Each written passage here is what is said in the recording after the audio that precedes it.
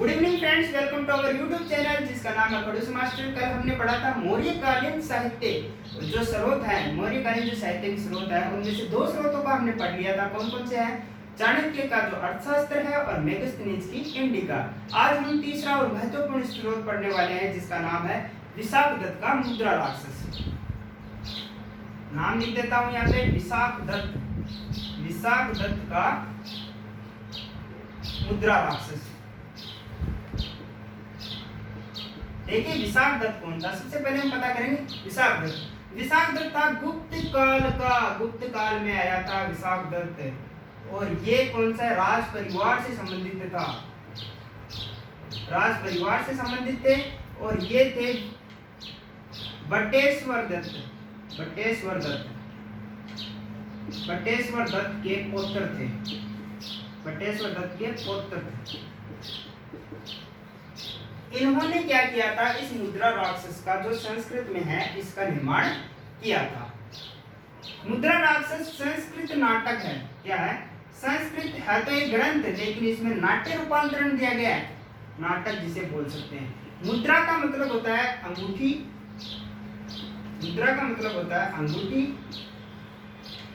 और राक्षस का मतलब होता है क्या दोस्तों? राक्षस वो अपना भूत वाला नहीं, राक्षस का मतलब होता है यहाँ पे अमात्य। अमात्य कौन से होते हैं? मंत्री, जिसे प्रधानमंत्री बोलते हैं। ठीक है, तो अंगूठी और राक्षस ये क्या है? संस्कृत का क्या महत्वपूर्ण नाट्य रूपांतरण है, प्ले है। इससे भारतीय इतिहास का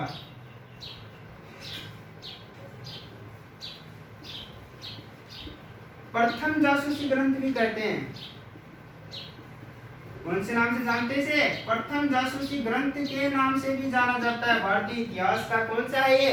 प्रथम जासूसी ग्रंथ के रूप में भी इसको जाना जाता है। और ये संस्कृत में था तो संस्कृत का हिंदी रूपांतरण किया गया था, इसको हिंदी में रूपांतरित किया गया था। कौन सा था? इसको रूपांतरित करने वाले थे भारतेंदु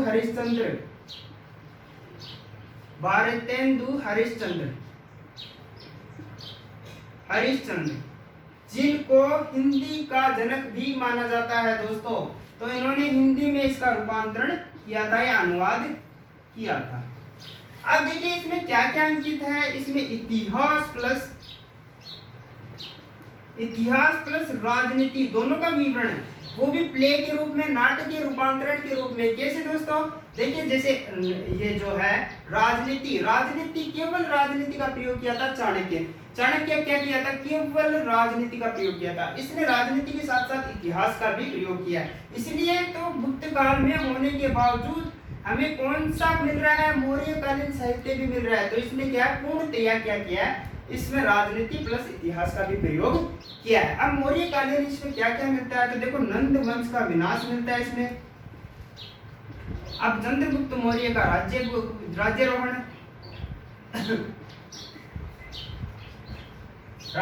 मिलता है। राक्षस द्रोह भी मिलता है। राक्षस द्रोह क्या होता है?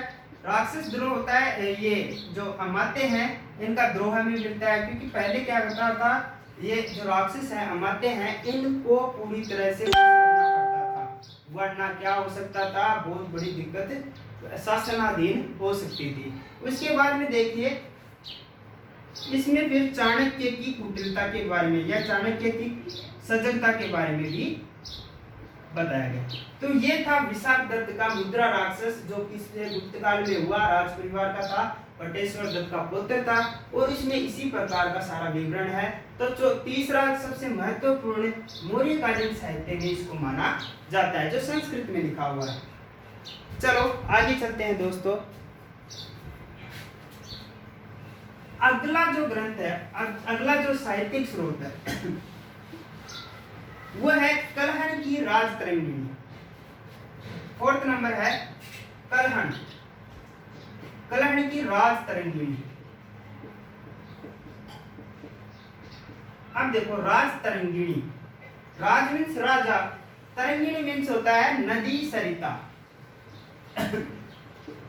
सरिता या नदी। अब देखो कलहण जो देखिए कलहण ने लिखा था कश्मीर के राजाओं का इतिहास लिखा था इसमें किसका लिखा था? कश्मीर के राजाओं का इतिहास। अब देखिए इसमें मौर्य कालीन साहित्य कैसे है, मौर्य कालीन इतिहास कैसे है, तो अभी बताता हूँ दोस्तों। तो देखिए जो श्रीनगर है, श्रीनगर को बसाया था सम्राट अशोक ने। अशोक ने 2 नगर बसाए थे, एक तो ललित पाटन और एक बसाया था श्रीनगर। श्रीनगर टॉप पे है, ललित पाटन नीचे है। तो ये पहला है जो श्रीनगर है, उसने सम्राट अशोक ने बसाया था। और सम्राट अशोक ने राज्य पर अधीन किसे किया था? अपने पौत्र जिसका नाम है जलोट, अपने पौत्र को वहां पे शासनाधीन किया था, वहां पे शासक के रूप में नियुक्त किया था। इसलिए इस जलोट का जो है इस कलहण की राज तरंगिणी में विवरण दिया गया है। इसके अलावा देखिए सम्राट अशोक ने इस नगर की स्थापित कहाँ किया था? झेलम नदी के तट पर, झेलम नदी का जो तट है इस पे इस नगर को स्थापित किया था। अब इसको देखिए, हाँ, झेलम नदी के तट पर इसको स्थापित किया था। अब इतिहास का प्रथम प्रमाणिक ग्रंथ भी बोला जाता है इसको, प्रमाणिक ग्रंथ और वैज्ञानिक ग्रंथ भी बोला जाता है।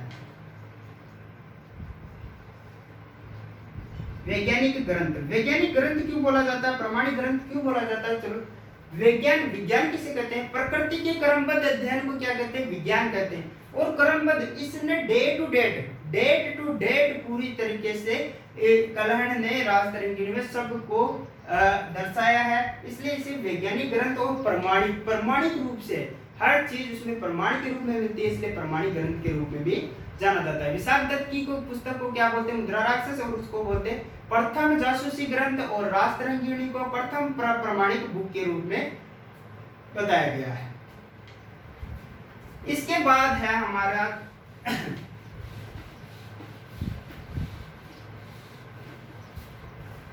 पांचवें, एक तो है बौद्ध ग्रंथ, एक है जैन ग्रंथ।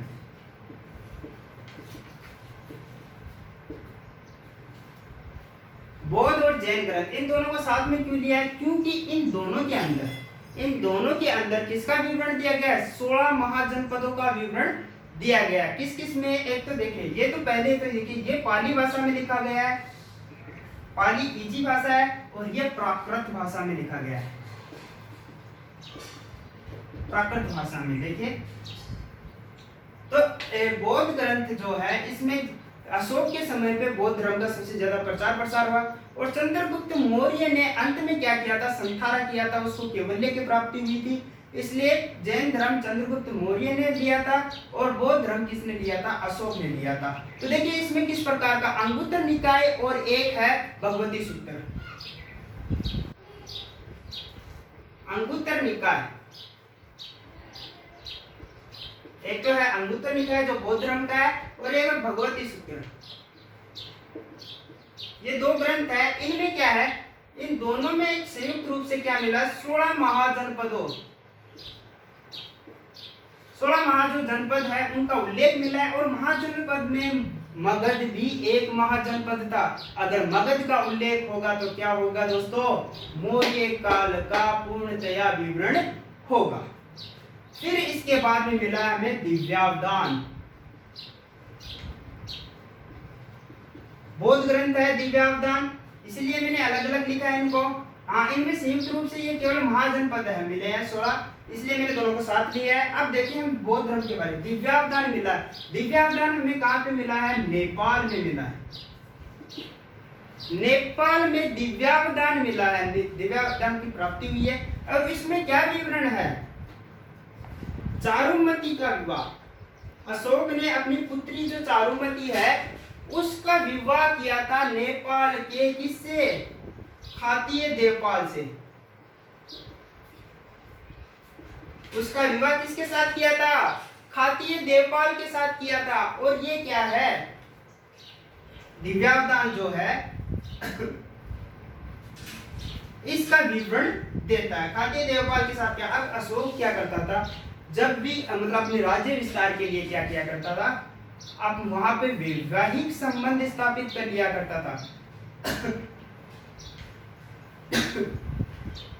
वैवाहिक संबंध स्थापित कर लिया करता था। और इसमें देखिए एक महत्वपूर्ण विवरण दिया गया जिसका है, एक तो हमने पढ़ा था श्रीनगर नगर की स्थापना की थी, और इसमें विवरण दिया गया ललित पाटन या देव पाटन, दो नाम है इसके। इस नगर की स्थापना किसने की थी, अशोक ने की थी। तो इसी ग्रंथ में इस नगर का क्या किया गया है, विवरण दिया गया है। तो ये रहा दिव्यावधान, और दिव्यावधान कहाँ पे मिला है, नेपाल में। और नेपाल में उसने क्या किया था, चारुमती और खातीय देवपाल से की अपनी पुत्री चारुमती की विवाह किसके साथ कर दिया था, खातीय देवपाल के साथ। चलिए अगला इंपॉर्टेंट है इसमें तीसरा, दीपवंश और महावंश। दीपवंश और महावंश की क्या खासियत है, ये देखिए, ये सम्राट अशोक के बारे में बताते हैं, सम्राट अशोक के बारे में। और सर्वप्रथम जो सम्राट अशोक का जो नाम है, देवानाम प्रिय या प्रियदर्शी, इन्हीं ग्रंथ में उल्लेख है। देवानाम प्रिय और प्रियदर्शी सम्राट अशोक का जो नाम था, इसी ग्रंथ में उल्लेख है। और श्रीलंका में ये ग्रंथ प्राप्त हुए हैं। इन्हें श्रीलंका को पहले सिंहली बोला जाता, सिंहली द्वीप बोला जाता था, इसलिए सिंहली ग्रंथ भी कहते हैं इन्हें। सिंहली ग्रंथ या सिंहली साहित्य के बारे में अगर पूछा जाए तो सिंहली द्वीप भी कहते हैं। एक है फाइयान तो जानते होंगे, चीनी यात्री था। फाइयान ने लिखा था, बहुत अच्छा लिखा था, देखो, फो क्योंकि इसने क्या लिखा था, बौद्ध ग्रंथों की जानकारी एकत्रित की थी। बौद्ध ग्रंथ आएंगे तो उसमें सम्राट अशोक का तो विवरण आएगा ही आएगा। इसलिए ये जो थे बौद्ध धर्म के क्या थे, बौद्ध धर्म के जितने भी ग्रंथ थे उनमें सम्राट अशोक के बारे में या उनके पुत्र पुत्री जो महेंद्र संघमित्रा है, इनके बारे में बताया गया है। अब देखते हैं जैन धर्म। तो भगवती सूत्र जैन धर्म का देखिए, मैंने बताया था भगवती सूत्र में भी क्या था, 16 महाजनपदों के बारे में बताया गया था। दूसरा है हेमचंद्र का क्या है, परिशिष्ट पर्वन। हेमचंद्र का परिशिष्ट पर्वन है, ये उसने क्या किया था, चंद्रगुप्त मौर्य के बारे में बताया। अब चंद्रगुप्त मौर्य ने क्या किया था, चंद्रगुप्त मौर्य ने अंत में जैन धर्म अपना लिया था। और जैन धर्म में क्या इसमें क्या किया, संथारा का विवरण दिया। संथारा क्या होता है, अंत में अन्न जल त्याग कर मृत्यु की कामना करना, मतलब मृत्यु के लिए सजग रहना, संथारा कहलाता था, जैन धर्म में कहलाता था। और यहाँ पे जैन धर्म के अंतर्गत यहाँ पे इनको कैवल्य की प्राप्ति हुई थी। कैवल्य, सुप्रीम नॉलेज, कैवल्य को बोलते हैं सुप्रीम नॉलेज।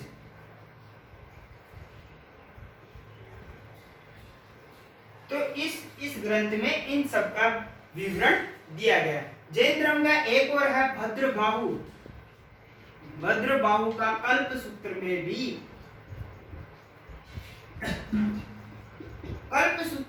भी मौर्यकालीन साहित्य के बारे में लिखा गया। तो ये रहा बौद्ध धर्म और जैन धर्म के बारे में। और ये बौद्ध धर्म में जितने भी है, अंगुत्तर निकाय, दिव्यावधान, दीपवंश, महावंश, और ये क्या है,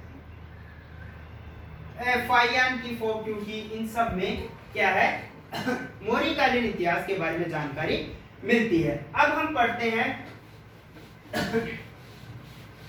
मौर्यकालीन इतिहास की जानकारी आप एक विष्णु पुराण में भी प्राप्त कर सकते हैं। मौर्यकालीन जो इतिहास है वो एक पुस्तक हो रहा है, विष्णु पुराण में भी इसकी जानकारी मिलती है। विष्णु पुराण कहा जाता है कि विष्णु पुराण में भी मौर्यकालीन साहित्य के बारे में जानकारी मिलती है। अब देखिए इसमें अन्य पुस्तकें पढ़ते हैं। इनके अलावा जो इम्पोर्टेंट थी वो मैंने आपको बता दी। अन्य पुस्तकें, तो सबसे पहले लेते हैं हम वृत्त कथा। वृत्त कथा इसको लिखा था गुणा डे ने। इसमें भी साहित्य मतलब मौर्यकालीन जो साहित्य है उसके बारे में मिलता है। अब देखो वृत्त कथा को तो लिख तो दिया, लेकिन इसका संक्षिप्तीकरण किया गया, उसको सही तरीके से सुव्यवस्थित करके वृत्त कथा मंजरी बनाई गई है। तो यही, लेकिन इसको सुव्यवस्थित और संक्षिप्त करके वृत्त कथा मंजरी बनाई गई। मंजरी वृत्त कथा मंजरी बनाई गई, जिसका निर्माण किया था क्षेमेंद्र ने।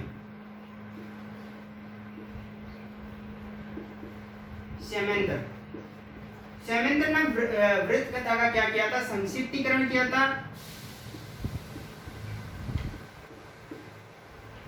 और क्या किया था? वृत्त कथा मंजरी का निर्माण किया था। और इसमें भी मौर्यकालीन साहित्य के बारे में दिया गया, विवरण दिया गया। कथा सरित सागर, कथा सरित सागर का निर्माण किया था सोमदेव ने। ये पुस्तक या ग्रंथ लिखा था और इसके अंदर भी क्या है? मौर्यकालीन साहित्य का विवरण दिया गया। अब देखो मुद्रा राक्षस व्याख्या।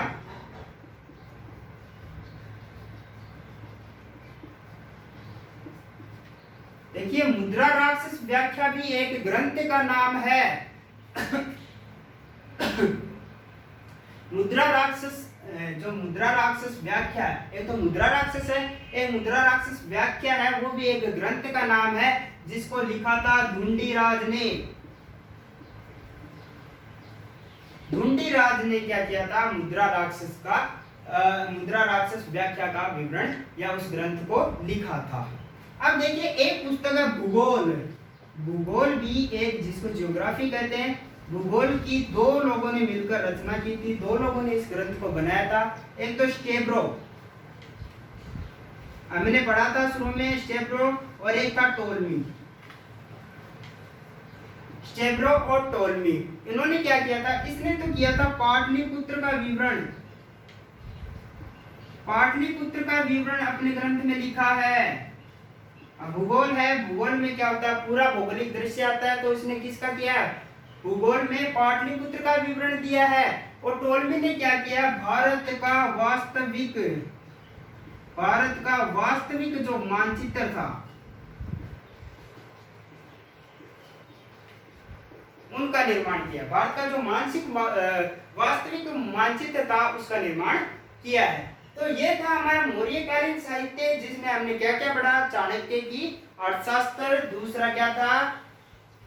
दूसरा ये जो मेगिस्थनीज की इंडिका, तीसरी मुद्रा राक्षस, फोर्थ थी कलन की राजतरंगिणी, फिफ्थ हमने पढ़ा विष्णु पुराण, और सिक्स्थ हमारी अन्य पुस्तकों में ये सब आता है। तो भारतीय इतिहास में मौर्यकालीन साहित्य के स्रोत जो थे आज कंप्लीट हो चुके हैं। आपको ये वीडियो कैसा लगा? अच्छा लगा हो तो कमेंट, लाइक और शेयर करना ना भूलें। थैंक यू, धन्यवाद।